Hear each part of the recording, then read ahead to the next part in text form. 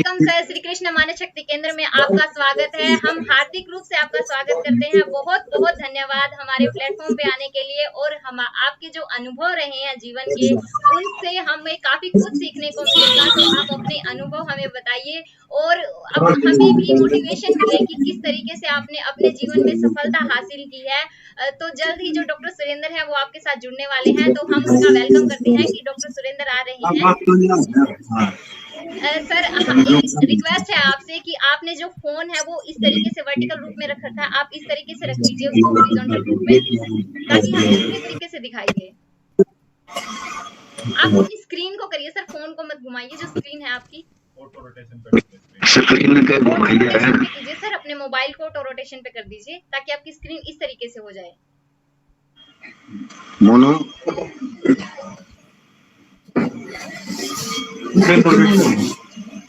ये thank you so much sir. Doctor Surendra अभी आ रहे हैं, वेलकम। हो गया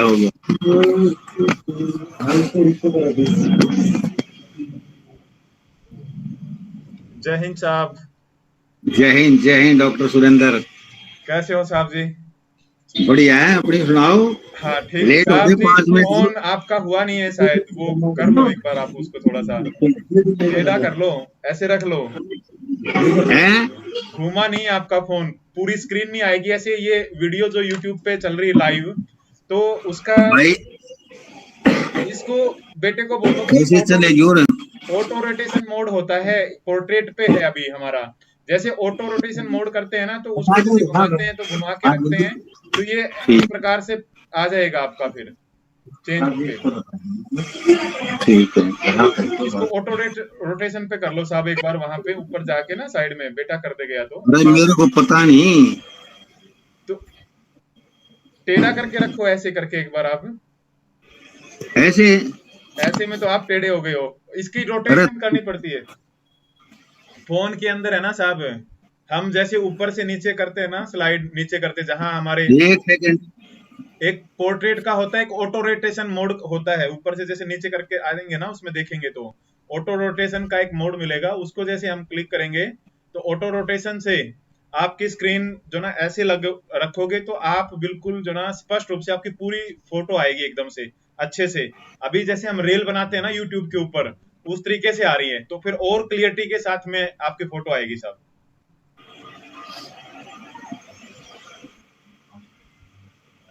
मैं आपको एक बार प्रैक्टिकल दिखा रहा हूँ साहब, यहीं से देखिएगा आप। देखिए मेरे फोन से दिखा रहा हूँ मैं यहाँ से। जैसे ये फोन है साहब, देखो यहाँ से आप ऊपर से ये करोगे ना नीचे, ना वो तो इसके अंदर देखिए साहब, यहाँ पे जो ना ऑटो रोटेशन का एक ऑप्शन आएगा। इसमें ऑटो रोटेट तो कर तो दिया, ऑटो रोटेट कर दिया ना, फिर आप इसको ऐसे कर दो, टेढ़ा कर दो, फिर आपकी ये पिक्चर घूम जाएगी।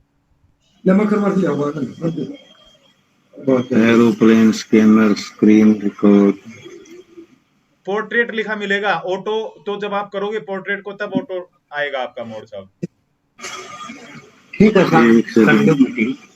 साहब, हो गया साहब। अरे मेरे को मिल ही नहीं रहा इसमें। चलो कोई नहीं साहब, जैसे है ऐसे ही शुरू करते हैं हम काम। ठीक है साहब, जो भी है अपना जिस प्रकार से है उसी प्रकार से हम कंटिन्यू करते हैं साहब अपना। अरे मोनू, ऑटो रोटेट करना इन्हें है को नहीं उसमें? नहीं, मैं देख लिया। करवा लो अगर होता है। भाई ब्लूटूथ है, टॉर्च है, वाईफाई है, लॉक स्क्रीन है, एरोप्लेन मोड है, स्क्रीन शॉट है, म्यूट है, लोकेशन है, लॉक ओरिएंट है, स्क्रीन रिकॉर्ड है, स्कैनर है, बैटरी सेवर है, डीएनडी है, डार्क मोड है, रीडिंग मोड है, अल्ट्रा बेटर है, कास्ट है, फ्लोटिंग विंग है, वाइब्रेट है, हॉटस्पॉट है और नियर बाय सी है। ये है। चलो कोई नहीं साहब, ऐसे जैसे ही है ना ऐसे ही रहने दो, कोई दिक्कत नहीं है साहब, ठीक है ना। अरे कल परसों तो वो सब कहीं प्रोग्राम में चला गया होगा, अपने प्रोग्राम ज्यादा रहते हैं ना, आपकी जगह चला गया होगा, जो लगता है कहीं किसी प्रोग्राम में होगा। तो साहब हार्दिक अभिनंदन करती है कृष्णा श्री कृष्णा मानस शक्ति केंद्र की टीम आपको पूरा, हमारी टीम पूरी आपके बहुत दिनों से इंतजार कर रही थी। जब से मैंने बताया था कि साहब हमारे पास में आ रहे हैं, और आपकी प्रोफाइल के बारे में जब मैंने टीम के साथ में डिस्कस किया तो सभी टीम मेंबर बड़े एक्साइटेड हुए, और मैंने बताया कि साहब पहले आर्मी में थे और आर्मी के बाद में अभी भी पहले देश सेवा कर रहे थे, अभी देश सेवा और समाज सेवा दोनों एक साथ मिलकर कर रहे हैं। तो साहब आपसे पूरा देश जानना चाहता है कि आपकी पृष्ठभूमि क्या रही, कहां तक आपने अपनी एजुकेशन क्वालिफिकेशन कंप्लीट किया, और कौन से गांव से आप बिलोंग करते हैं, और सेना में जाने की प्रेरणा आपको कहां से मिली। आपके साथ में बहुत सारे साथियों ने भर्ती देखी होगी, लेकिन उसमें आप में क्या डिफरेंट था, आपने उनसे अलग क्या किया कि आपका सिलेक्शन हो गया आर्मी के अंदर। तो उसके बारे में पूरे व्यूअर्स हमारे जानना चाहते हैं साहब पर्सनली आपसे। सबसे पहले तो डॉक्टर सुरेंद्र सिंह, आपने और श्री कृष्णा जो माइंड आपकी जो टीम है उसने मेरे को जो समय दिया आपके चैनल के माध्यम से अपनी बातें रखने का, आपका बहुत बहुत धन्यवाद व्यक्त करते हैं। और मैं आपके चैनल के माध्यम से भारतवर्ष के जितने भी व्यूअर्स हैं, जो भी आज इस लाइव को देख रहे हैं, उनको मैं अपनी तरफ से एक संदेश देना चाहता हूं कि जीवन में कभी भी हार नहीं मानना चाहिए, और एक एक पल आनंद में, सुख में, शांति में और दूसरों के प्रति एक एक श्वास के लिए जीना बहुत ही जरूरी है। आज के इस प्रोग्राम में एक बार फिर आप लोगों ने जो मुझे अपने चैनल पर बुलाया है अपने बातें रखने के लिए, इसके लिए फिर एक बार धन्यवाद, शुक्रिया, आभार। आपने मेरे सामने जो बातें रखी हैं, आज मैं अपनी जीवनी के ऊपर, अपने अनुभव के ऊपर, अपने राष्ट्र के प्रति, अपने कर्तव्यों के प्रति, अपने युवाओं के प्रति, अपने बच्चों के प्रति, अपनी अर्थव्यवस्था के प्रति, अपनी राष्ट्रभूमि तिरंगे के प्रति, अपने सैनिकों के प्रति, शहीदों के प्रति, शहीद परिवार, पूर्व सैनिक, उनके आश्रितों के प्रति जो हम कर्तव्य निष्ठा के साथ कार्य कर रहे हैं, उसके ऊपर अपने पूरे विचार रखूंगा। और इसके बाद आपने मेरे को जो बताया है कि आपको प्रेरणा कहाँ से मिली, कहाँ तक आपने शिक्षा ग्रहण की है, आप सेना में कैसे गए, तो उसके ऊपर भी जो आपने मेरे से पूछा है उसका मैं पूरा ब्यौरा दूंगा। सबसे पहले मैं कुछ नहीं होता, मैं एक ईगो शब्द है, लेकिन कुछ जगह ऐसी होती हैं जहां पर मैं लगाना बहुत जरूरी होता है। अभी अगर हम लगाएंगे तो हम का मैं तो अलग होता है, मैं का मैं तो अलग होता है, लेकिन जो जगह होती है, जो शब्द और अर्थ की जो जगह होती है, वो बहुत जरूरी है। मैं veteran Charan Singh Malik, Indian veterans organisation प्रदेश अध्यक्ष हरियाणा। साथियों, जो मेरा अपॉइंटमेंट हुआ 28 अगस्त 2020, हमारा एक राष्ट्रीय स्तर का संगठन है जिसको हम राष्ट्रीय पूर्व सैनिक संगठन के नाम से भी पुकार लेते हैं और इंडियन वेटरन्स ऑर्गेनाइजेशन संगठन के नाम से भी जानते हैं। इसका गठन हमारे नेशनल प्रेसिडेंट और फाउंडर वेटरन्स जोगेंद्र सिंह सेंगर साहब ने 3 फरवरी 2020 को इस संगठन की स्थापना की। मेरा अपॉइंटमेंट 28 अगस्त 2020 को एक हरियाणा प्रदेश अध्यक्ष के रूप में हुआ। मैं सेना में 11 जुलाई 1978 में गया। उससे पहले 10वीं क्लास में मैं शिक्षा ग्रहण कर रहा था, लेकिन पढ़ते पढ़ते दिल के अंदर एक टीस थी, एक इच्छा थी राष्ट्रभक्ति की, अपनी राष्ट्र सेवा की। मैं एक गीत भी गुनगुनाता रहता था। मेरी माता जी यही कहती थी कि बेटा सेना में क्या करेगा, अपने घर पर ही रहो, घर को संभालो। क्यों, मैं अपने माता पिता का अकेला पुत्र था। लेकिन ज्यों ज्यों मैं युवा हुआ और अपनी उस युवावस्था में पहुंचा कि सेना में भर्ती लायक हुआ, मेरा एक छोटा भाई भी पैदा हो गया था। हमारा अंतर 14.5 वर्ष का। 14 वर्ष के अंतकाल के बाद में मेरा छोटा भाई पैदा हुआ। इसके बाद 17 साल 32 दिन, 17 साल से 32 दिन कम उम्र, दाढ़ी मूछ भी नहीं आई थी। एक बचपना आजकल के बच्चों में बोल दीजिए, जो आज जिसकी 17 साल उम्र नहीं होती वो +2 नहीं कर पाता है, किताबों का वजन नहीं उठा पाता है। हम सेना में गए। हिसार जो आजकल PLA के नाम से जाना जाता है, जो पुरानी पुलिस लाइन एरिया है, यहाँ से मैं भर्ती हुआ। हमारे जो ग्रैंडफादर हैं बहुत पुराने हैं, सन 1962-63 से हिसार में रह रहे थे। वो एक मशहूर डॉक्टर थे, डॉक्टर किताब सिंह मलिक। HAU के अंदर एक शिक्षक के तौर पर जो डॉक्टरों को पढ़ाते थे, उनको शिक्षा देते थे, और जो BS डॉक्टर होते हैं उनको डॉक्टर बनाने के लिए।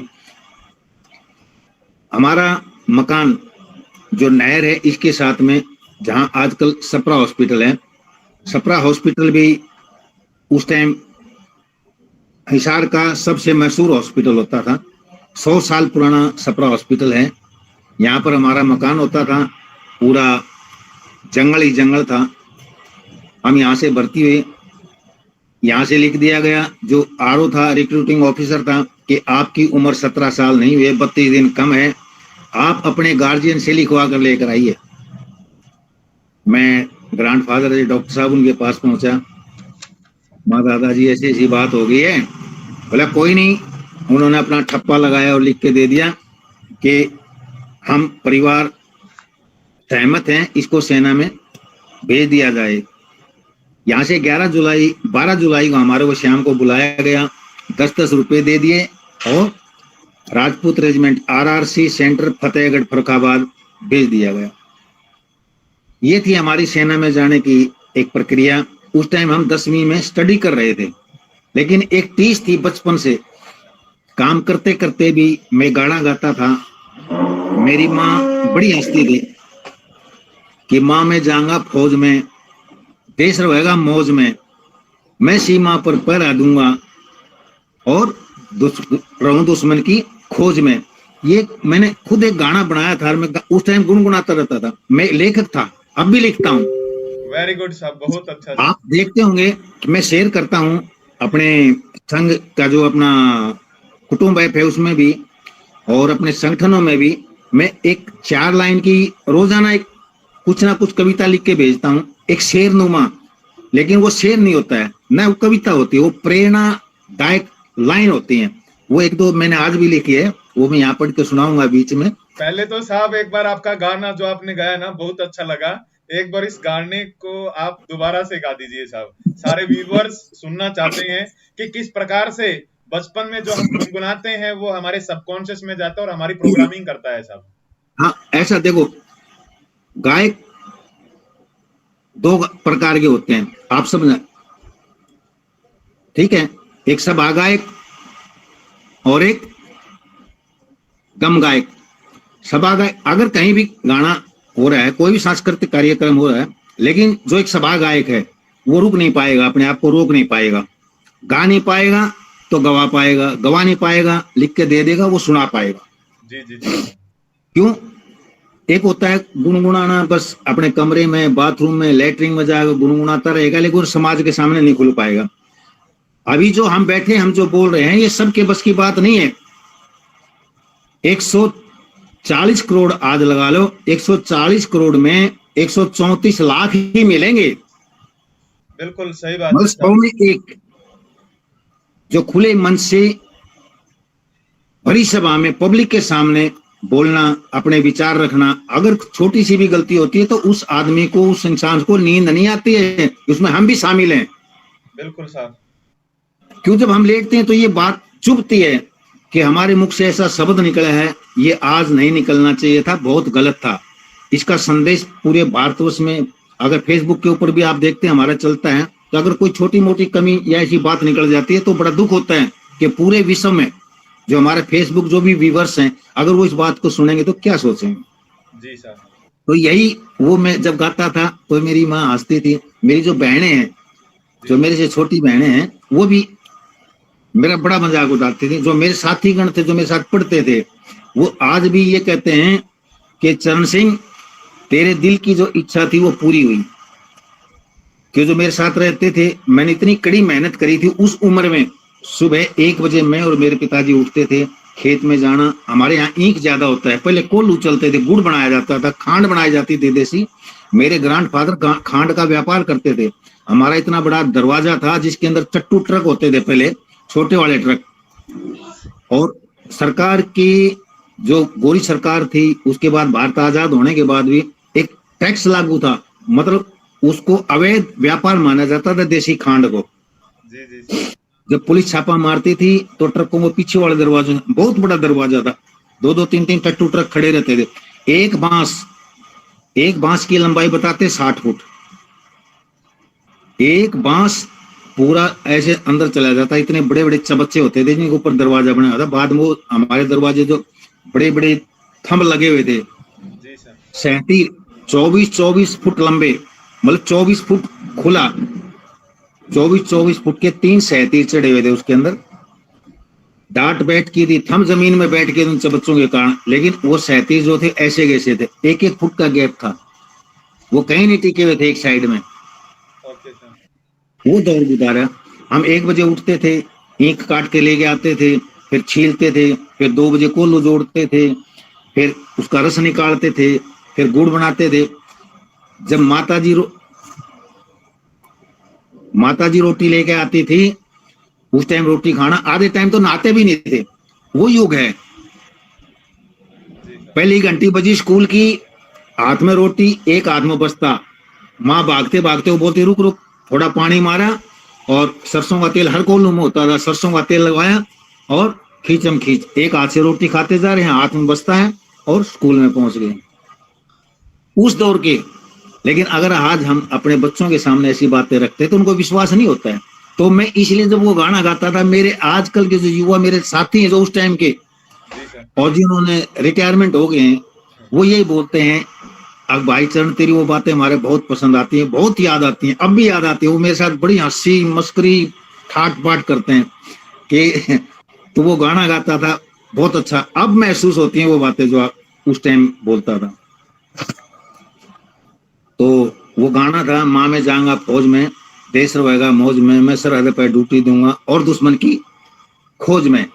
तो वो पूरा लंबा था, अभी मैं सुनाऊंगा, बहुत ज्यादा टाइम लगता है उसके अंदर, और हो सकता है मेरे पूरा याद भी ना हो, लेकिन वो बातें, ये 4 लाइनें तो मेरे हरदम याद रहती हैं। जी जी जी सर। अभी मैं संगठन के ऊपर आ जाता हूँ। ये तो हमारा पर्सनल जीवन था। अभी जो हमारे को जिम्मेवारी दी गई है, अब जो हमारा एक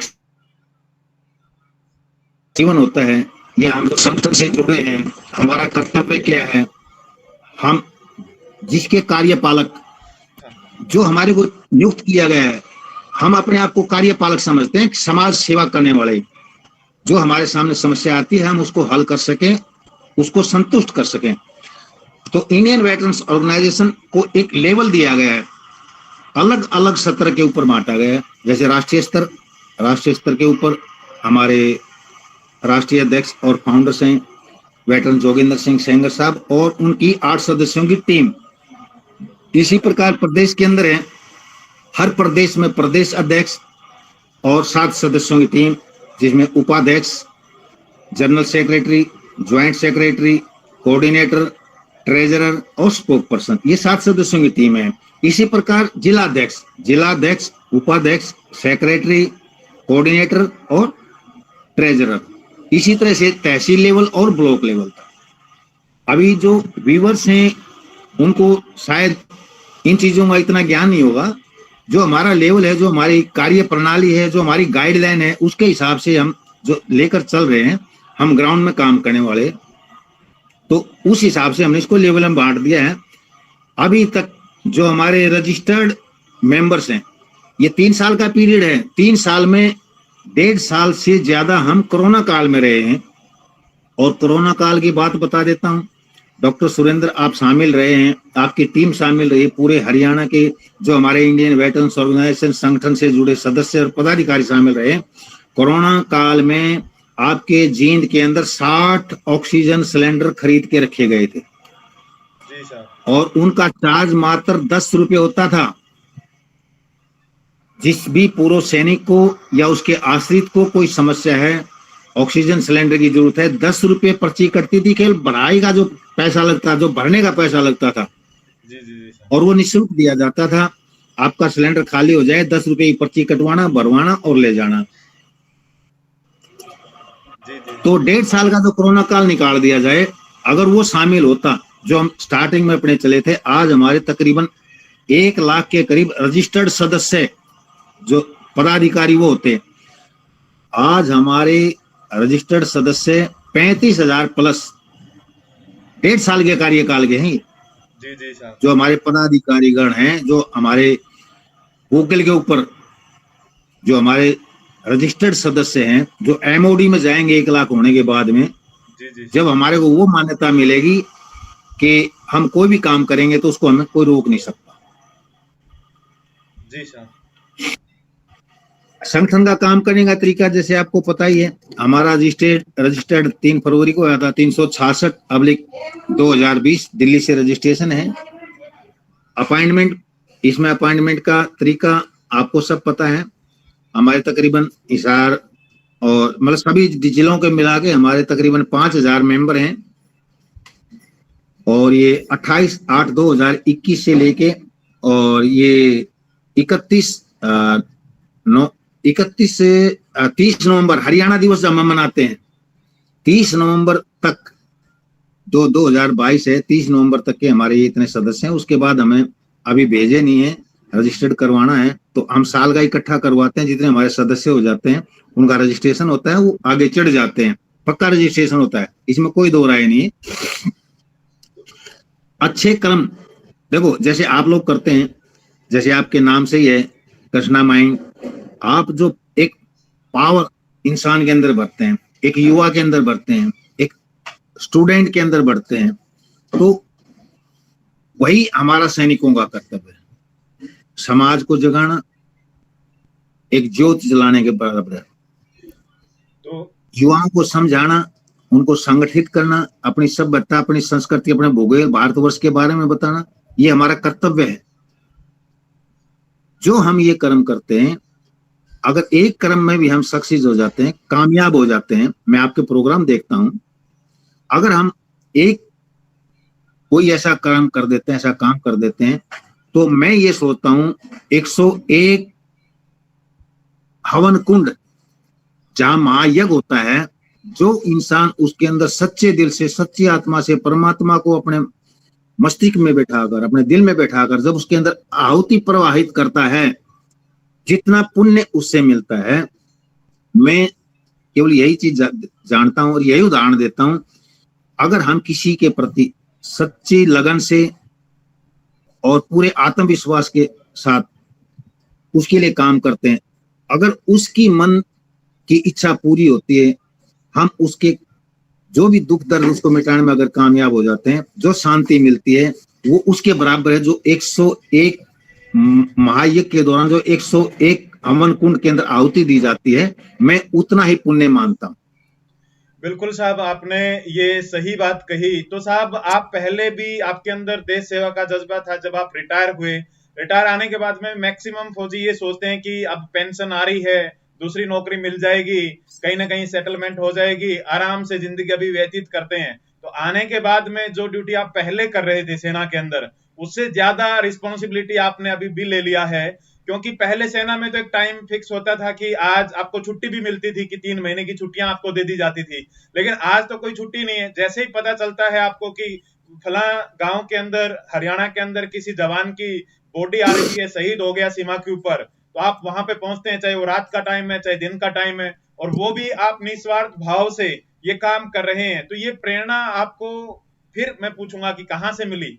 दोबारा आने के बाद में हर व्यक्ति ये सोचता है कि भाई मेरी जिंदगी का बहुत बहुमूल्य टाइम मैंने जो ना सेना के अंदर दिया, अब आराम से बच्चों के साथ में जिंदगी व्यतीत करते हैं, फिर आने के बाद में आपने डबल रिस्पॉन्सिबिलिटी, मैं यही बोलूंगा, क्योंकि वहां पे सेना में तो हमारे को 3 महीने की छुट्टी मिल जाती थी, हर व्यक्ति को टास्क असाइन कर दिए जाते थे कि आपका ये काम है, इतने टाइम में आपने काम कंप्लीट करके देना है, तो सब टीम वर्क के साथ में काम करते थे।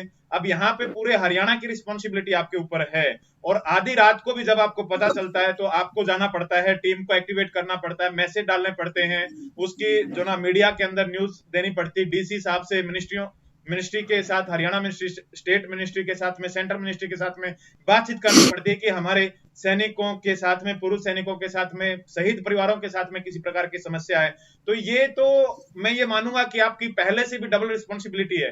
तो इसमें ये प्रेरणा आने के बाद में, जैसे मैं 90% फौजियों की मेंटेलिटी देखता हूं, उनसे बातचीत करता हूं, तो ये बोलते हैं भाई पेंशन आ रही है और नौकरी भी मिल गई, नहीं मिली तो कहीं ना कहीं सेटलमेंट कर लेंगे, कोई अपनी दुकान कर लेंगे, काम चल रहा है, हमारा ठीक ठाक है, जिंदगी अभी थोड़ी सी बाकी है और आराम से गुजारते। तो सर इसके पीछे क्या मेन कारण रहा, कहां से आपको ये प्रेरणा मिली सर?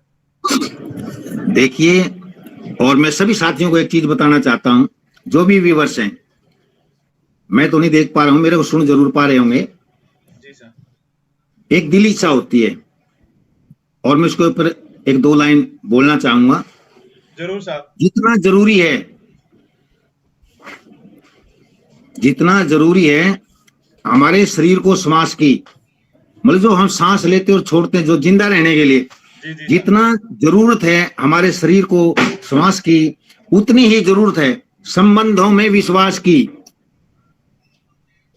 बिल्कुल साहब। श्वास के बगैर शरीर नहीं चल सकता, विश्वास के बगैर संबंध नहीं चल सकते। यही एक 2 पहियों की गाड़ी है, जो हमारे बड़े बुजुर्गों ने, जो हमारे माता पिता ने जो हमारे को संस्कार दिए थे। मैं सेना में भी ये उदाहरण देता था, आज भी अफसर मेरी बातें सुनने के लिए कायल हैं। जो जवान मेरे साथ नौकरी करे हुए हैं, जब वो मेरे से बातें करते हैं, 1-1 घंटा तक बातें करते हैं, कोई समस्या हो या वैसे भी जो पुरानी अपनी बातें हैं उनको सुनने के लिए। मैं एक बहुत ही सुलझा हुआ इंस्ट्रक्टर जिसको बोलते हैं, मैंने कभी भी फौजी किताब खोल के कोई कोर्स नहीं किया, कोई कैडर नहीं किया, कोई क्लास नहीं करी। क्यों? हमने धरातल पे काम करा है। जो हमने धरातल पे काम करे हैं, हम उसी के अनुसार काम करेंगे, हम कामयाब होंगे। किताब में पढ़ने से डॉक्टर बन सकता है, लेकिन सर्जरी वही करेगा जो ग्राउंड में सर्जरी करके आया है, जिन्हें प्रैक्टिस अभ्यास किया है वहां पे। बिल्कुल सर। केवल पढ़ाई डॉक्टर नहीं बनाती है। जी साहब। जब तक वो प्रैक्टिकल नहीं कर लेता, तब उसको उस काम में कामयाबी नहीं मिल सकती। ये मेरे मन के भाव हैं। जब मैं आते हैं, जब मेरा दिल करता है, जब मेरा दिल खुश होता है। वैसे तो मैं हर टाइम मुस्कुराता हंसता रहता हूं, जैसे डॉक्टर सुरेंद्र हंसता रहता है। मेरी बातें सुनते हैं तो नेशनल प्रेसिडेंट, अपने नेशनल जनरल सेक्रेटरी वही कहते हैं कि हरियाणा का एक कमल का फूल आ गया है। क्यों? हर टाइम दांत दिखते रहते, हंसता रहता है। और मैं चाहता हूं पूरा विश्व, पूरी दुनिया हंसे। देखो, दुख सुख सबके सामने आते हैं। मैं एक महात्मा की तरह परिवार का त्याग करके रखा हुआ है। मेरे काम में कोई रुकावट ना डाले, और मेरे बच्चे भी अच्छी तरह समझते हैं मेरे काम को। क्यों? जो मेरा काम है, जो लोगों के प्रति मैं अपने पूर्व सैनिकों को समझा के रखता हूं, उनके साथ विचार विमर्श करता हूं, जो मेरे को जिम्मेवारी दी गई है, रात को भी अगर मेरे को जाना पड़े तो कोई झिझक नहीं है। अपने तो वही उदाहरण है, 24x7, 7 दिन 24 घंटे। जिस दिन हम इसके काबिल नहीं रहेंगे, इस पद को छोड़ देंगे।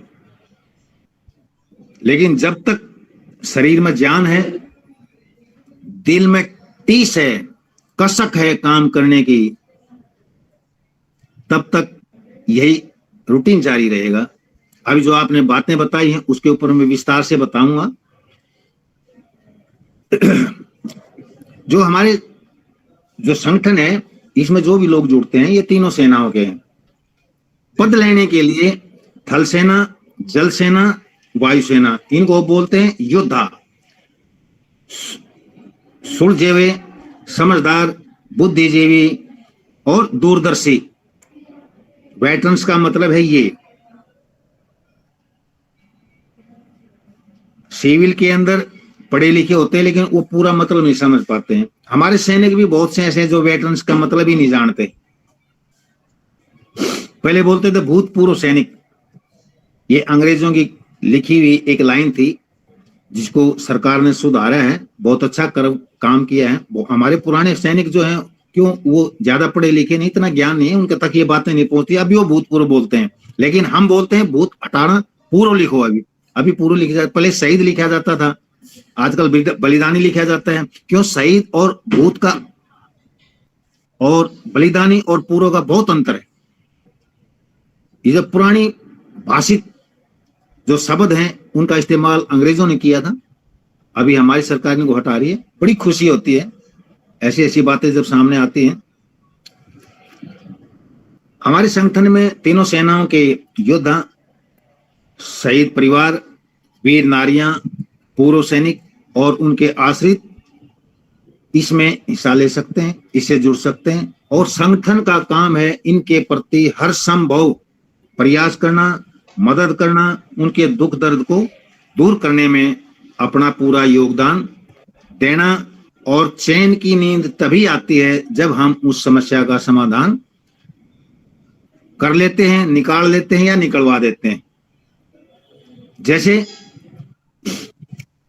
पेंशन से संबंधित, अगर किसी पूर्व सैनिक को जिला सैनिक बोर्ड से, डीपीडीओ से, पीसीडीए से, बैंक से अगर उसकी पेंशन की कोई समस्या है रिकॉर्ड से, तो उसको हर संभव हल करवाने में संगठन को जिम्मेवारी दी हुई है कि जब तक उसकी समस्या का हल नहीं हो पाता है, आप चैन की नींद नहीं सोएंगे, आराम नहीं करेंगे। खाना मिलो, पानी मिलो या ना मिलो, लेकिन पहले उस समस्या का समाधान, उसके बाद में दूसरा काम। इसके बाद आ जाता है सीएसडी। बहुत सी समस्याएं आती हैं कैंटीन की, सामान ना मिलना है, भाई समय से नहीं आना है, दूर दूर से लोग आते हैं, दूर दराज से, मान लो आदमी 60 किलोमीटर दूर से आता है और उस दिन सामान है नहीं उसको जरूरत वाला, इसकी लड़ाई। अभी शायद आपने पढ़ा होगा, कल ही मैंने एक लेटेस्ट लेटर जारी किया है, 23 तारीख का साइन किया हुआ है। आप किसी भी कैंटीन से कहीं भी पूरे भारतवर्ष में आप अपने कार्ड से किसी भी कैंटीन, पहले क्या एक बंधन था, जिस एरिया के आपका अगर जिला जींद है तो जिला जींद में जो कैंटीन है आप उसी से सामान ले पाएंगे।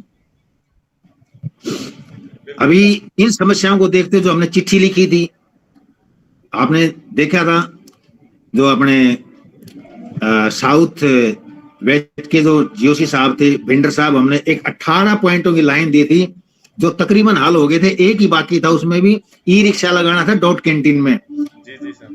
जब हमने देखा 17 कंप्लीट हो गए, एक पॉइंट बाकी है, तो हम फिर जीओसी से मिले। आज वो ई रिक्शा चाहे कोई चले या ना चले, हमारे बुजुर्गों के लिए जो पैदल नहीं चल सकते, वजन उठा के गेट से अंदर तक नहीं जा सकते, अंदर से बाहर तक नहीं आ सकते बस स्टैंड तक, तो उनके लिए वो ई रिक्शा 24 घंटे वहां खड़ी रहती है। इसी प्रकार ईसीएचएस की समस्या है, दवाई ना मिलना है, रेफरल समय से ना मिलना है, इलाज सही से नहीं होना है।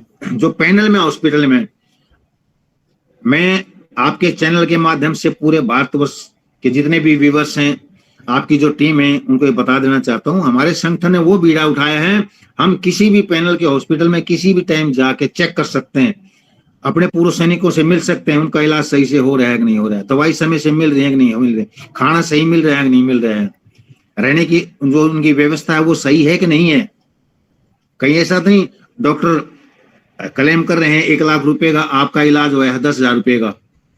हम हॉस्पिटल में रेड भी मारते हैं।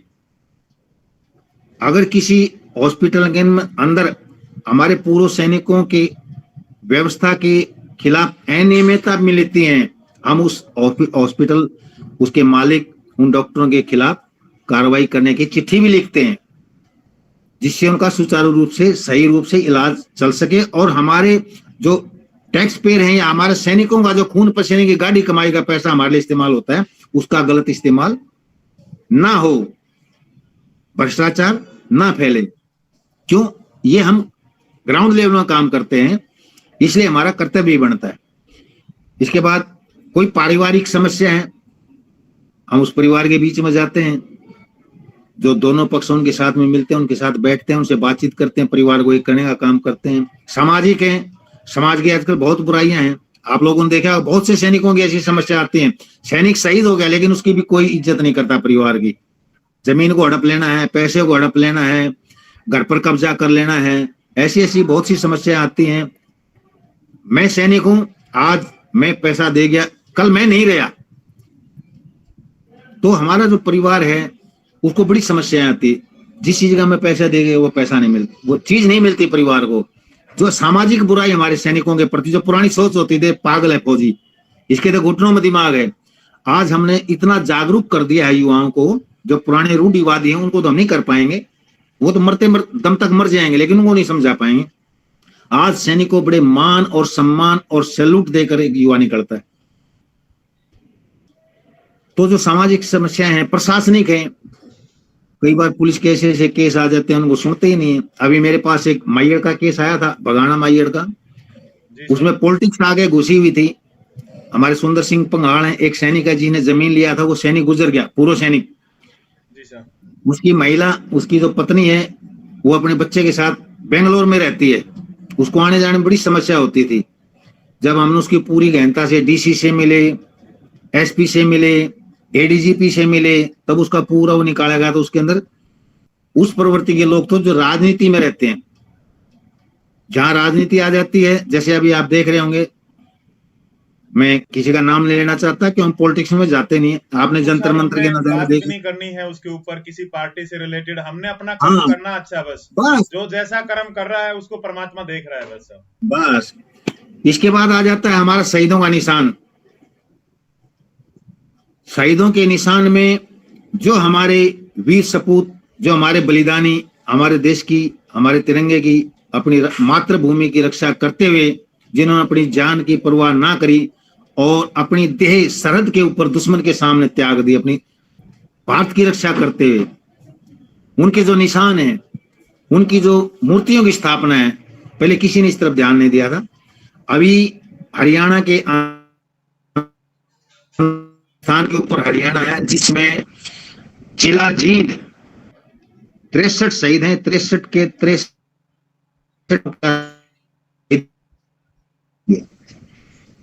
और सबसे बड़ी बात, नेटवर्क में आपका थोड़ा सा इशू आया है, एक बार या तो कॉल आई होगी, दोबारा से इस बात को रिपीट कीजिए साहब। 63 जो प्रतिमाएं लगाई हैं, अब दोबारा बोलिए, उसमें कुछ नेटवर्क में इशू आ गया था आपकी तरफ से। जो जिला जींद के अंदर 63 हमारे शहीद हैं जिनकी प्रतिमा लगाई गई है, और उनका हमने किसी से भी, बड़े प्रशासनिक अधिकारी से या किसी राजनीतिक पार्टी के किसी भी नेता से उनका अनावरण नहीं होने दिया। क्यों? हमारी मांग थी, हमारा हक था शहीदों को सम्मान दिलवाना। तो उनका जो मूर्तियों का अनावरण हुआ है वो सरकारी स्कूलों में स्थापित हुई है।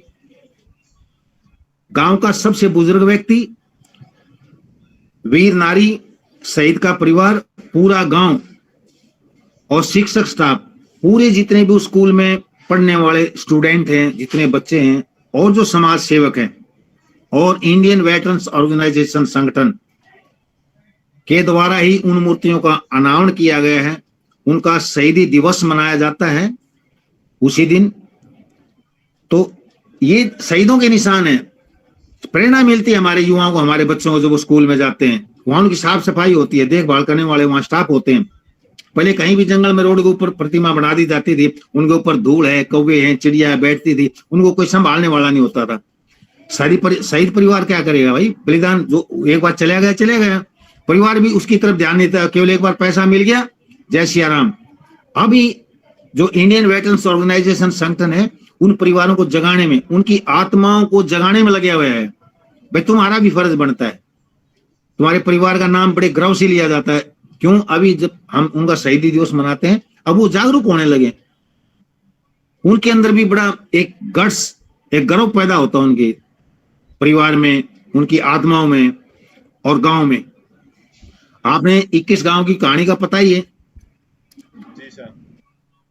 जो बुजुर्ग 80-80 साल के जो बुजुर्ग उनके साथी थे, उनकी आंखों में आंसू आ गए जिस दिन वहां उसका शहीदी दिवस मनाया गया था। उसकी प्रतिमा के नाम के लिए फाइल लगाई गई थी, पार्क के लिए फाइल लगाई गई थी। उनको यही नहीं पता था कि आपका साथी शहीद हुआ था और उसका ये काम होने चाहिए। उसमें गांव का, परिवार का, जिले का, प्रदेश का नाम रोशन होता है। उन्हें किया है। बिल्कुल। बिल्कुल 1948 के शहीदों को हमारी सरकार ही नहीं जान, हरियाणा सरकार के पास कोई रिकॉर्ड नहीं है, हमारे जिला सैनिकों के जिला सैनिक बोर्ड के पास रिकॉर्ड नहीं है कि हमारे 48 में कौन कौन शहीद हुए थे, कहाँ शहीद हुए थे, क्यों शहीद हुए थे। हमारे सैनिक भी नहीं जानते हैं, हमारे अधिकारीगण भी नहीं जानते हैं। हमारे संगठन ने खड़ा होने के बाद में 2021 के बाद में उनकी रिकॉर्ड निकलवाना शुरू करे हैं, उन परिवारों से मिलना शुरू किया है, उनकी प्रतिमाएं लगवा रहे हैं, उनके शहीदी दिवस मना रहे हैं, उनको मानव सम्मान देने का काम कर रहे हैं। 1948 में सबसे पहला शहीद बजे सिंह, जब उसका शहीदी दिवस मनाया गया था 21 गांव के अंदर, तो जो बुजुर्ग थे पूरा गांव चंदा देने के लिए तैयार था, लेकिन नहीं, चंदा किसी से नहीं लिया जाएगा। जो भी सरकार का काम है, सरकार का फर्ज बनता है, सरकार की ड्यूटी बनती है, इनके लिए हमारे वीर बहादुरों के लिए पैसा आता अलग से फंड, और वो तैयार हुई। हर साल उनका शहीदी दिवस मनाया जाता है। बिल्कुल सर। नहीं साहब, ये संगठन ने बहुत अच्छी पहल किया है और पूरे हरियाणा के सारी टीमों को आपने अच्छे से जोड़ के रखा है। कोऑर्डिनेशन में देखता हूं अच्छे से संपर्क आप बना के रखते हैं और संगठन को मजबूती के साथ में लगातार संख्या बढ़ रही है संगठन की। और जैसे आपने बताया कि संगठन ने शहीदों के लिए, समाज के लिए हर जगह पे भी कोई भी एक्टिविटी होती है, एसपी से डीसी से, समाज में किसी भी प्रकार का विकार है उसको दूर करने के लिए आप अपने रिस्पॉन्सिबिलिटी को बखूबी निभा रहे हैं। दिन रात आप लगे हुए हैं अपने काम के लिए, और इस प्रकार से निस्वार्थ भाव से जो काम आप कर रहे हैं, रियली में आप जो ना सैल्यूट के पात्र हैं, इस मान सम्मान के आप पात्र हैं सर। बाकी लोगों को भी ये मोटिवेशन मिले, और मैं इस मंच के माध्यम से आपके मुख से ये मैसेज मेरे भूतपूर्व मतलब पूर्व सैनिकों को ये मैसेज देना चाहता हूं कि जितने भी वो हैं, जहां पे भी उनको नौकरी मिली हुई है, या समाज का कोई भी व्यक्ति आज तो हमारे साथ कनेक्ट हो रहा है, जो ये चाहता है कि देश में राष्ट्रभक्ति बढ़े, जो ये चाहता है कि देश में विश्व शांति फैले, मेरे देश में शांति फैले, मेरा देश विश्व गुरु की तरफ बढ़े, तो वो समाज का कोई भी व्यक्ति आजकल हमारे साथ में डॉक्टर, इंजीनियर, आईएएस आईपीएस अधिकारी सब हमारे साथ में कनेक्ट होते जा रहे हैं। तो मैं ये चाहता हूं कि सर आप इस चैनल के माध्यम से पूरे भारतवर्ष के हर तबके के युवाओं को, बड़े जो भी छोटे बड़े हैं, सब जो हमारे साथ में जुड़ना चाहते हैं, संगठन के अंदर एक बड़ी शक्ति होती जो रियल में चाहते हैं कि मेरा देश पहले की तरह विश्व गुरु बने, विश्व शांति हम स्थापित करें, और जो सोने की चिड़िया भारत कहलाता था उसकी तरफ हम लेके चलें, और राष्ट्रभक्ति की भावना जो ना बताते हैं कि राष्ट्रभक्ति और देशभक्ति जो ना सबसे बड़ा धर्म है, उसके लिए आपके मुख से मैं चाहूंगा कि आप पूरे देश को संबोधित करें और देश के पूरे भारतवासियों को, 140 करोड़ को आप एक मैसेज दें कि भाई आप किस प्रकार हमारे साथ में जुड़ के सप्ताह में एक दिन 1 घंटा भी अगर टाइम निकालते हैं, और रियल में हीरो हमारे वही शहीद हैं जिसकी वजह से आज आप और मैं या आराम से इत्मीनान से बैठ के मीटिंग कर रहे हैं। अगर यहीं हम किसी ऐसे कंट्री के अंदर होते तो हमें डर रहता कि क्या पता कब कैसी चीजें हो जाएं। तो हमारे रियल हीरो वही हैं, उनको वो मान सम्मान मिलना चाहिए। हमारे युवाओं के मन में एक राष्ट्रभक्ति की भावना जानी चाहिए। अभी लेटेस्ट मैंने देखा, कल गांव के अंदर अभी 3-4 दिन पहले 30 तारीख को एक शहीद हुए और उनकी बॉडी आई वहां पे। मैं इतना हैरान था कि बड़ा बेटा उनका, एक छोटा बेटा था, उनके पिताजी की आंखों के अंदर एक आंसू नहीं था, और उनके पिताजी से जब मीडिया वालों ने पूछा कि सर आपको कैसा लग रहा कि आपका बेटा सेना में था और आपके बेटा सेना में शहीद हो गए, तो उस पिताजी ने इतनी हिम्मत से ये बात बोली कि मेरे को गर्व महसूस हो रहा है, मेरा एक पोता है 1.5 साल का, उसको भी मैं सेना के अंदर भेजूंगा कि उसने देश के लिए, अपने देश को जो ना बचाने के लिए, देश की रक्षा के लिए मेरे बेटे ने जो ना सीमा के ऊपर अपने प्राणों की आहुति दी है। तो मेरे लिए तो ये सौभाग्य की बात है। मैं रोऊं क्यों? मैं अपने बच्चों को, मतलब बहू को भी रोने नहीं दे रहा हूं, मेरी पत्नी को भी रोने नहीं दे रहा हूं, क्योंकि मेरे बेटे ने देश के लिए इतना बड़ा जो ना बलिदान दिया है। तो देखिए, ऐसे हैं हमारे शहीद परिवारों के पेरेंट्स भी। तो आपके माध्यम से मैं ये मैसेज जो ना पूरे भारतवर्ष को दिलवाना चाहता हूं कि पूरे पूर्व सैनिक भी, और उसके साथ साथ में जो भी ये चाहते हैं कि मेरा देश का भला हो, और ये जो काम हम कर रहे हैं निस्वार्थ भाव से काम कर रहे हैं। आज तक मैंने ये सुना है सर कि संगठन ने किसी से 1 रुपया भी डोनेट नहीं लिया है। हमारे भूतपूर्व सैनिक जो आपके साथ में एकत्रित हुए हैं, अपनी पेंशन के पैसे को लेकर अपनी गाड़ी में तेल डलवाते हैं, वहां शहीद परिवारों को प्रतिमाएं देते हैं। अपने टाइम को इन्वेस्ट करते हैं, अपने पैसे अपने खुद से अपने घर से लगाते हैं, और इस प्रकार का काम जो ना ये संगठन कर रहा है। तो मैं आपसे ये रिक्वेस्ट करूंगा कि पूरे भारतवासियों से आप इस चैनल के माध्यम से ये रिक्वेस्ट करें कि आप ज्यादा से ज्यादा संख्या में आएं, और संगठन के अंदर ताकत होती है। अगर आप चाहते हैं कि मेरे देश के अंदर जो संस्कृति थी वो संस्कृति बरकरार रहे, मेरे देश के अंदर राष्ट्रभक्ति बरकरार रहे, जैसे पहले अगर हमारा भाईचारा अच्छा होता तो मुगलों ने हमारे ऊपर, अंग्रेजों ने 1000 साल तक राज किया। अगर हमारे हर एक भारतवासी के अंदर राष्ट्रभक्ति की भावना, देशभक्ति की भावना होगी, तो फिर किसी पड़ोसी मुल्क की हिम्मत नहीं होगी हमारे ऊपर किसी प्रकार के इस प्रकार की नजर रखे। तो मैं आपके माध्यम से सर ये संदेश पूरे भारतवर्ष को चाहता हूं कि मिले। देखिए, आपने एक शहीद का उदाहरण दिया है। ये जींद जिले की बात है कि एक युवा शहीद हुआ, उसके पिताजी की आंखों में आंसू नहीं आए।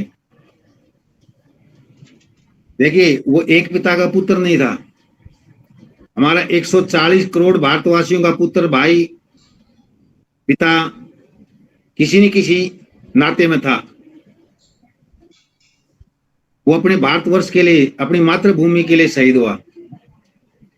और ये संस्कार दर्शाते हैं कि उस बेटे को कैसे संस्कार मिले होंगे जिनके पिताजी ने उसकी शहादत के ऊपर अपने देश के लिए जिन्होंने अपना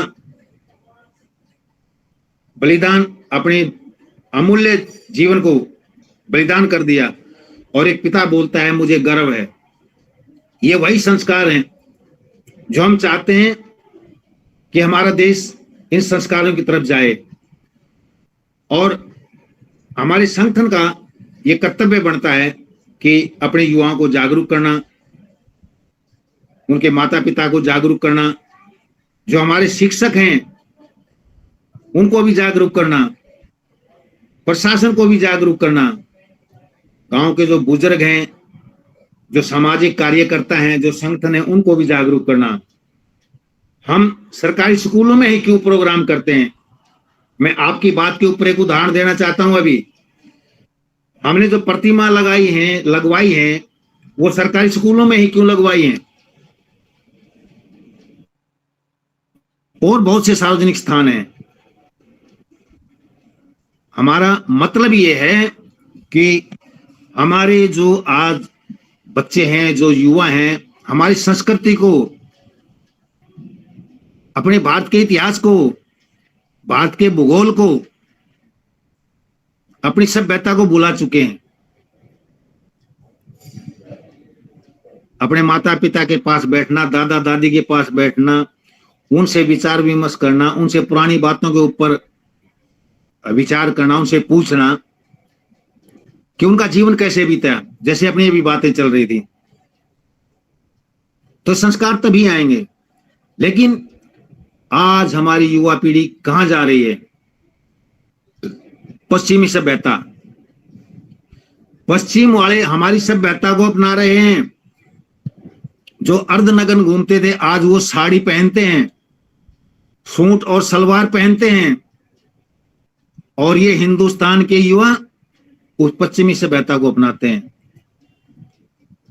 आजकल ये जो सोशल मीडिया जो हमारे हाथ में आज ये मोबाइल है, इसके अंदर जो चमक दमक है उसमें घुसे हुए हैं। उनको माता पिता की, दादा दादी की, हमारे समाज की, हमारे संस्कारों की, हमारे भारत के इतिहास की, हमारे भूगोल की कोई परवाह नहीं है। हम सरकारी स्कूलों में इसीलिए मूर्ति स्थापना करते हैं, इसलिए शहीदी दिवस मनाते हैं कि सभी स्कूली बच्चे, सभी युवा वहां इकट्ठे हों, सभी शिक्षक स्टाफ, सभी जितने भी गांव के बुजुर्ग हैं, महिलाएं हैं, वहां बैठें और विचार सुने। और इसीलिए हम अपने प्रोग्राम में एक पहले ऐलान करते हैं, हमारे को स्क्रिप्ट दी जाए, यहाँ पर वही एक प्रोग्राम होगा जो हमारे संस्कृति से मिलता जुलता हो, शहीदों से मिलता जुलता हो। उसके बाद कोई गाना बजाना, कोई बातें हम नहीं करने देते। तो इस प्रोग्राम में जो हम सरकारी स्कूलों में प्रोग्राम करते हैं, इसमें जो बच्चे हैं उनको भारत के भूगोल के बारे में, भारत की संस्कृति के बारे में, नशा, आज हमारे युवाओं के अंदर ये हालात है कि नशे की इतनी बुरी लत पड़ चुकी है कि बर्बाद होने लग रहे हैं, अपनी जिंदगी को बर्बाद करने लगे हुए हैं। नशे के प्रति जागरूक करना, पश्चिमी सभ्यता के प्रति जागरूक करना कि हमारे संस्कार सीखिए, हमारी भारतीय सभ्यता के बारे में जाने। लेकिन वो पढ़ाई खत्म हो गई है। अभी सरकार ने कुछ सोचा है कि जो हमारे पुराने इतिहास हैं, पुरानी संस्कृति है, पुराना भूगोल है, उसको दोबारा से पढ़ाया जाएगा। बहुत अच्छी बात है कि हमारे युवा अपनी पटरी से ना उतरें, ना डगमगाएं। हम किसी जात और धर्म की बात नहीं करते।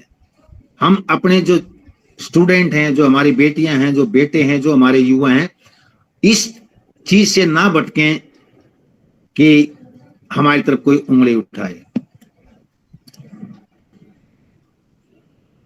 भारत की संस्कृति के बारे में हो गया, हमारा खान पान कैसा होना चाहिए, हमारा रहन सहन कैसा होना चाहिए, हमारा पहनावा कैसा होना चाहिए। हॉलीवुड और बॉलीवुड की चमक धमक से दूर रहना, बुजुर्गों के साथ बैठना है, उनका मान सम्मान करना है, माता पिता के साथ बैठना, उनका मान और सम्मान करना है, पेड़ पौधे लगाना है, हमारे पर्यावरण को बचाना है।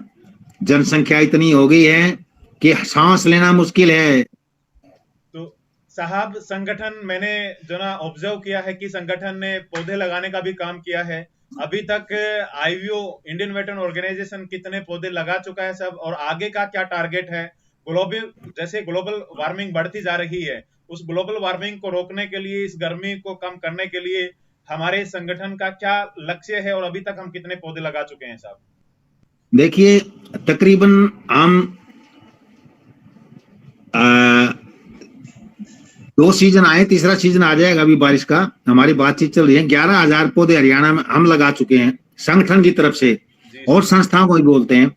हमारे संगठन में जो भी रजिस्टर्ड है, जिसका आइडेंटिटी कार्ड बन चुका है, रोजाना 100 पौधे मिलते हैं उसको, फलदार, फूलदार, छायादार, औषधीय। आप जो भी लेना चाहें, फलदार ले सकते हैं, छायादार ले सकते हैं, औषधीय ले सकते हैं, फूलदार ले सकते हैं, जिनमें फलदार में आंवला है, जामुन है, आम है, अमरूद है, और औषधीय में है, आंवला भी औषधीय में आ जाता है। साहब, ये पौधे कहाँ से प्रोवाइड करवा रहा है संगठन? कैसे सरकार के साथ में टाई अप करके? आई कार्ड कहाँ पे दिखाना पड़ेगा उसको जो पौधे लेने के? आपको अपने मोबाइल के अंदर ही एक ऐप डाउनलोड करना पड़ता है। जी साहब। ठीक है, हरियाणा फॉरेस्ट के नाम से है वो। जी साहब। HF है। आप उसको ऐप को डाउनलोड करिए, और जो आगे आगे करता रहता आपसे मांगता है आपका रजिस्ट्रेशन नंबर क्या है, आपकी संस्था कौन सी है, आपको कहाँ के रहने वाले हैं, आप अपनी पूरा वो उसको भरते जाएंगे। उसके बाद आप किस नर्सरी से लेना चाहते हैं, आपके नजदीक कौन सी नर्सरी है, देखिए उसकी सुविधा। आपके जो नर्सरी नजदीक है, आप उसका नाम जैसे डालेंगे, आप कौन से उसमें आएगी उपलब्धता, इसमें ये पौधे इतने इतने उपलब्ध हैं आज। फिर आप उसकी संख्या भरेंगे, संख्या भर के आप जैसे ओके करेंगे, आपकी वो रजिस्ट्रेशन हो गया। आपके पास जो वहां का इंचार्ज है उसका नाम भी आएगा और कॉन्टेक्ट नंबर भी आएगा आपके मोबाइल के ऊपर। आप कॉन्टेक्ट करिए कि भाई हमारे को ये इतने पौधे चाहिए और आप किस टाइम दे सकते हैं।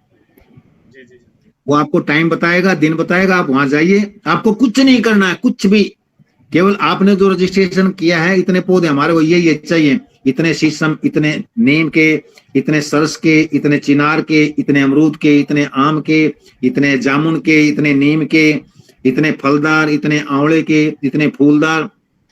आप जब वहां अपनी गाड़ी लेके जाएंगे, आपकी गाड़ी के अंदर लोड कर दिया जाएगा। आप लेके आइए जहां पर आप लोग लगाते हैं उन पौधों को। पौधे जब स्थापित हो जाते हैं, आपकी वहां लोकेशन भेज दीजिए, हमने ये पौधे यहाँ पर लगाए हैं। आप उस ऐप के ऊपर जब वो लोकेशन भेजेंगे, जैसे आपने लोकेशन भेज दिया, नेक्स्ट 100 पौधे आप लेने के लिए तैयार हो जाते हैं दोबारा। तो साहब, अब की बार संगठन का कितना टारगेट है कि आप कितने पौधे लगाने जा रहे हो अब की बार? अब की हम ये कम से कम 21,000 पौधे इस सीजन में लगेंगे, कम से कम। ओके साहब। जिसमें हमारे साथ एक दिल्ली का संगठन है, वो भी आ गया है पेड़ पौधे लगाने में। एक हमारे डॉक्टर नरेश सेलपार बहुत ही समाज सेवी हैं, तलवंडी राणा से हैं, अच्छे अच्छे काम करते हैं, वो भी पेड़ पौधे लगाने में रुचि रखते हैं। और अब ये तीनों चारों संगठन मिलके, अभी हम सीजन नहीं देखेंगे आगे, हर मौसम के हमारा टाइप चल रहा है, तो किसी भी मौसम के जो पौधे होते हैं उस मौसम में लगाए जाएंगे। बरसाती कुछ पौधे होते हैं, आम हो गया, जामुन हो गया, अमरूद हो गया, आंवला, आंवला 12 मास लगता है, आप कभी भी लगा सकते हैं।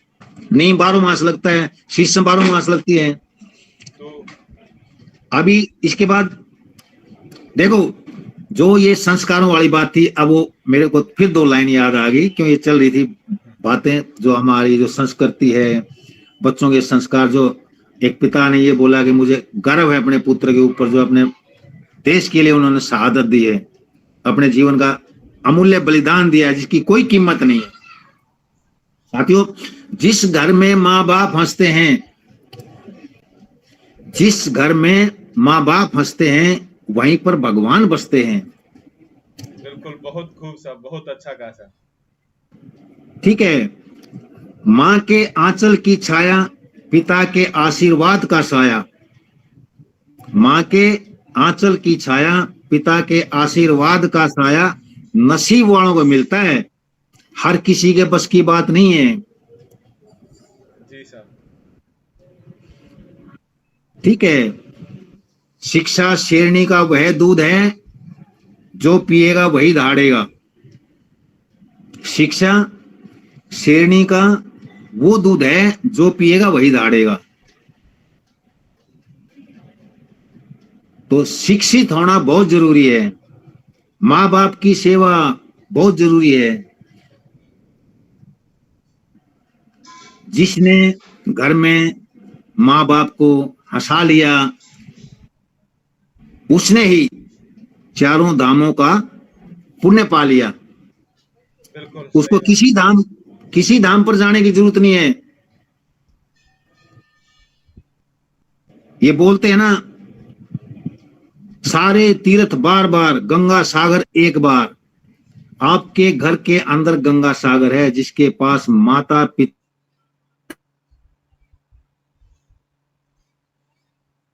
सागर है। आप अगर उनकी समय से सेवा करते हैं, उनके चेहरे पर अगर मुस्कान होती है ना, ये समझ लिया आपको कहीं जाने की जरूरत नहीं है, किसी देवता के पैरों में गिरने की जरूरत नहीं है। इनसे बड़े कोई देवता नहीं है। भगवान ने आपको जन्म नहीं दिया है, माता पिता के अंश से ही हम पैदा हुए हैं। बिल्कुल साहब। अगर उनका अंश काम नहीं करता तो हम पैदा नहीं होते। अगर पिता नहीं होते तो पुत्र भी नहीं होता। सही बात है। एक पिता बगैर पुत्र हो सकता है, लेकिन पुत्र बगैर पिता के नहीं हो सकता।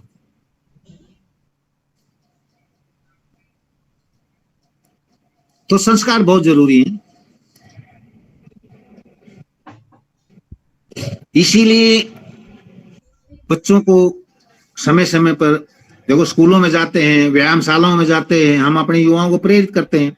और हम तो चाहते हैं कि जितने भी ज्यादा से ज्यादा पूर्व सैनिक हमारे संगठन के साथ जुड़े, हमारे संख्या बल को बढ़ाएं, हमारी बाजुओं को मजबूत करें। हम बगैर पैरों के आदमी हैं। अपने हरियाणा के अंदर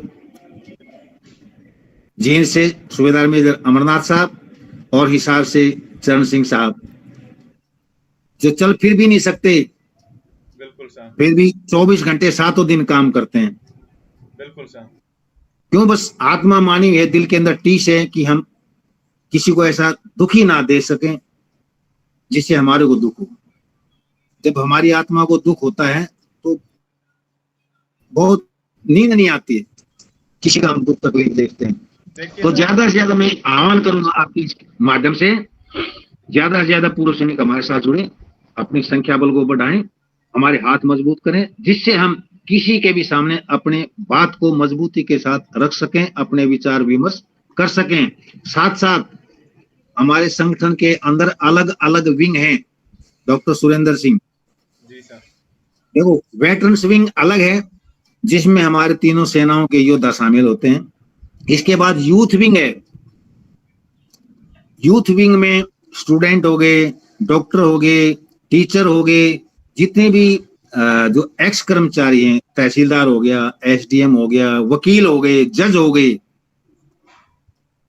वकील और जज तो इसमें नहीं है, लेकिन जो स्टूडेंट हो गए, टीचर हो गए और युवा हो गए, और जो सिविल कर्मचारी हैं, जो रिटायर्ड हैं, पढ़े लिखे बुद्धिजीवी हैं, उसको हम युवा विंग में रखते हैं, उसको एक मेंबर बनाते हैं, सदस्य बना देते हैं। इसके बाद महिला विंग।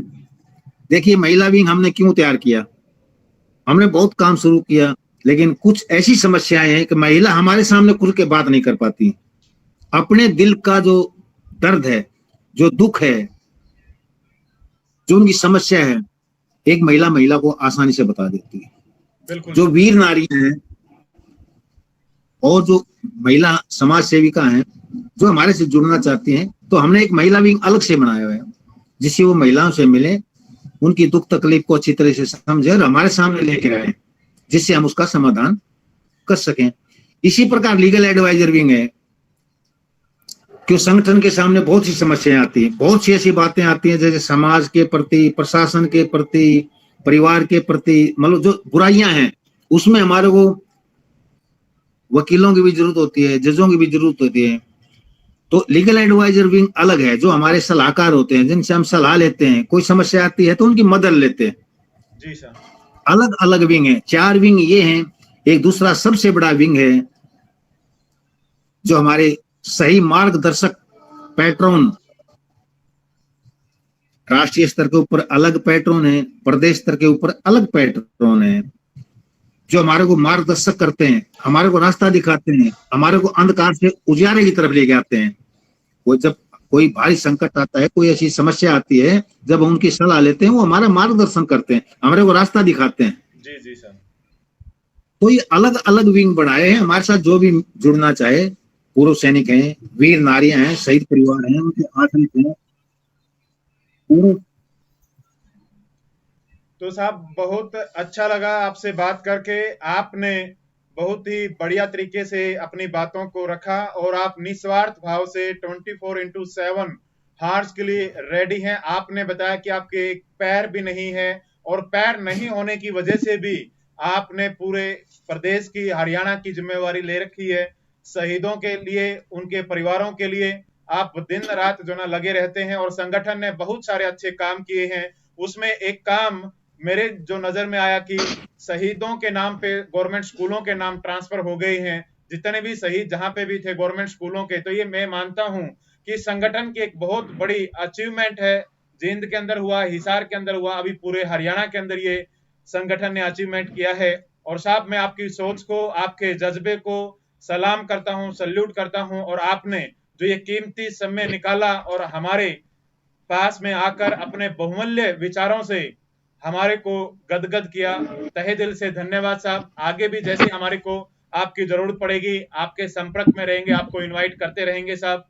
जय हिंद साहब, जय भारत साहब, मिलते हैं। जय हिंद। जय हिंद साहब। जय हिंद। थैंक यू साहब, थैंक यू, बहुत बहुत धन्यवाद। Thank you.